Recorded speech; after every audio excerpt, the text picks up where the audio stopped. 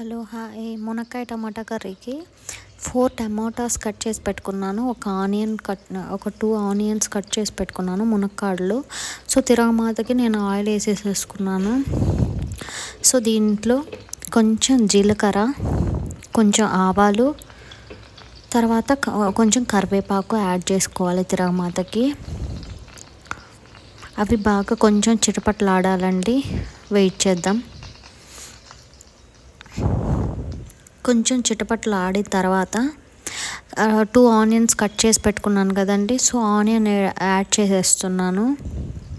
4 టమాటాస్కి నేను 2 onion chop చేసి పెట్టుకున్నాను అండి.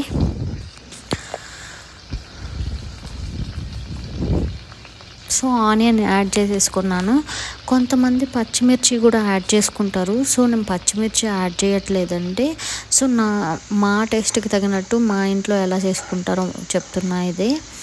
సో ఆనియన్స్ బాగా వేగాలండి. మరీ లైట్ గోల్డెన్ కలర్లో వేపితే సరిపోతుంది టేస్ట్కి. మరీ మాడిపోతే బాగుండదండి ఈ కర్రీకి. మునక్కాయ టమోటా ఆనియన్ కర్రీ ఇది. సో దీంట్లో పాలు పోసి కూడా వండుకోవచ్చు, లేదంటే వేరుశనగపప్పు పొడి కూడా వేయచ్చు. అలా కాకుండా నార్మల్గా సింపుల్గా చపాతీలో కూడా తినేటట్టు చేస్తున్నాను నేను. సో తర్వాత టమాటాలు యాడ్ చేసేసుకున్నానండి. 4 టమాటాస్ కడిగి చాప్ చేసి పెట్టుకున్నవి యాడ్ చేసేసాను. తర్వాత ఏంటంటే టమాటాస్ యాడ్ చేసిన తర్వాత కొంచెం ఉప్పు, అంటే మీ టేస్ట్కి తగినట్టు. నేను తక్కువ ఉప్పు యూస్ చేస్తానండి. సో బాగా ఉప్పు కారాలు తినేవాళ్ళు కొంచెం ఎక్కువ వేసుకోండి మీ టేస్ట్కి తగినట్టు. సో మేమైతే తక్కువ తింటాం కాబట్టి సరిపోతుంది ఉప్పు. తర్వాత కొంచెం వేసుకున్న తర్వాత కొంచెం పసుపు యాడ్ చేయాలి. పసుపు యాడ్ చేసుకున్న తర్వాత కలుపుకోవాలండి. బాగా కలిసేలాగా కలుపుకొని అది పచ్చివాసన పోవాలి. పచ్చివాసన పోతే బాగుంటుంది, లేదా వాసన వస్తే బాగుండదు కదండి పచ్చిగా.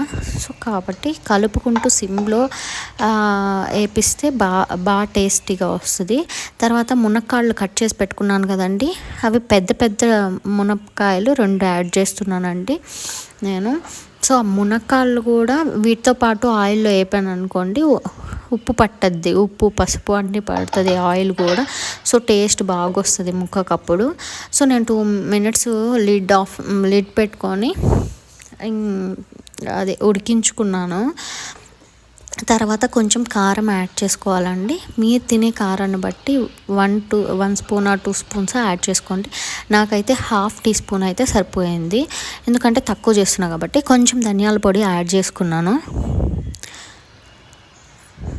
తర్వాత కొంచెం ఒక 1.5 గ్లాస్ అండి, టీ గ్లాస్ తోటి 1.5 గ్లాస్ వాటర్ యాడ్ చేసుకున్నాను. సో బాగా మిక్స్ చేసుకున్న తర్వాత అది ఆయిల్లో బాగా ఫ్రై అయింది కదండి. సో మిక్స్ చేసి మళ్ళీ మూత పెట్టుకోవాలి కాసేపు. సో బాగా అంటే అంతా కలిసేలాగా ఉప్పు కారం ధనియాల పొడి అన్నీ వేసాం కదండి, అంతా కలిసేలాగా ఒకసారి మంచిగా కలుపుకోవాలి. సో తర్వాత లిడ్ పెట్టేసేసుకోండి. అదిగోండి ఇలా ఉడకాలి మంచిగా. ముక్క ఉడికితే బాగా టేస్ట్ వస్తుందండి. సో కంప్లీట్ అయిపోయింది. ఇది ఫైనల్ అవుట్పుట్. మీకు నచ్చితే లైక్ చేసి షేర్ చేసి సబ్స్క్రైబ్ చేయండి.